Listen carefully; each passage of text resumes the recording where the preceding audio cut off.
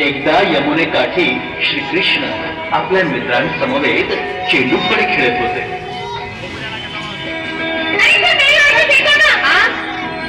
खेलना आता नहीं और भाग भी नहीं सकोगे. मुझे कोई खेल नहीं देता. मैं दूंगा, परंतु उसे रोक लेना. हाँ, अवश्य रोक लूंगा.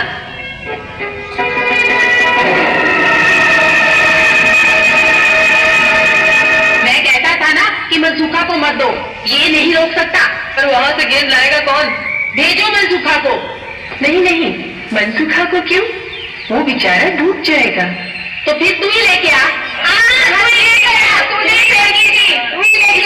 अच्छी बात है, मैं लेकर आता हूँ. चेंडू थेट यमुनेच्या डोहात जाऊन पडला, जिथं कालिया नावाचा 5 फण्यांचा विषारी नाग आपल्या पत्नींच्या समवेत राहत होता. त्याच्या फुटकारामुळं नदीतील पाणी विषारी झाले. परिणामी नदीकाठचं जनजीवन, प्राणीजीवन हे धोक्यात आलं. चेंडू काढण्यासाठी कृष्णानं त्या डोहात उडी घेतली.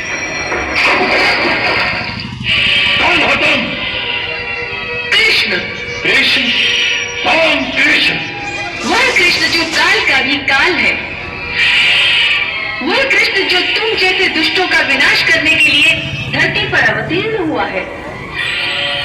हमें पहचानो सर्पराज, इससे पहले कि तुम्हारी ही दुष्कर्मों की अग्नि तुम्हें ही भस्म कर दे, हम तुम्हें एक अवसर देते हैं कि तुम अपने अहंकार को त्याग कर सच्चे हृदय से हमारी शरण में आ जाओ.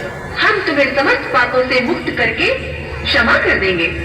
श्रीकृष्णानं कालियाला समजावून सांगण्याचा प्रयत्न केला. त्याला डोहं सोडून जायला सांगितलं.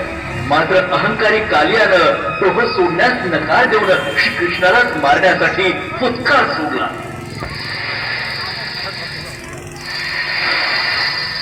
बहुत हो गया, अब तेरी अंतिम घड़ी आ गई है.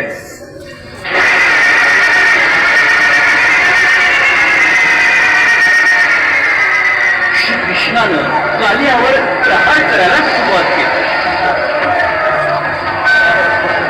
कालियानं श्रीकृष्णाभोवती आपली शक्ती आवडली. आपल्या फण्यांच्या साह्यानं तो डंख मारत होता. श्रीकृष्णानं जोरदार प्रहार करत कालियाला पूर्ण घायाळ करून टाकला. कालिया अर्ध मेला झाला. त्याची ही दशा पाहून त्याची पत्नी पुढे आली.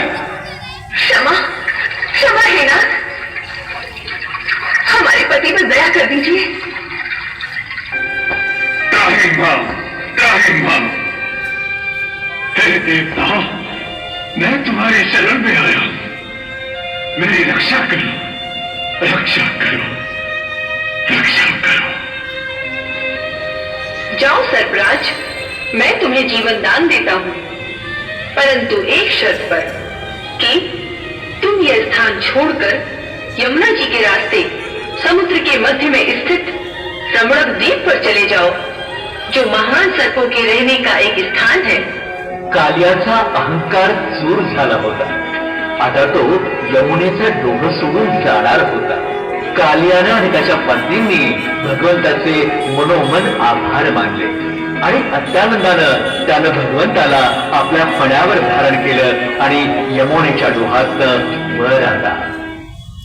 नंदबाबा माता देवकीसह अवघं गोकुळ श्रीकृष्णाची काळजी करत यमुना तीरीच बसलेलं होतं. कृष्णाला समोर पाहून त्यांना हायसं वाटलं, आनंद झाला.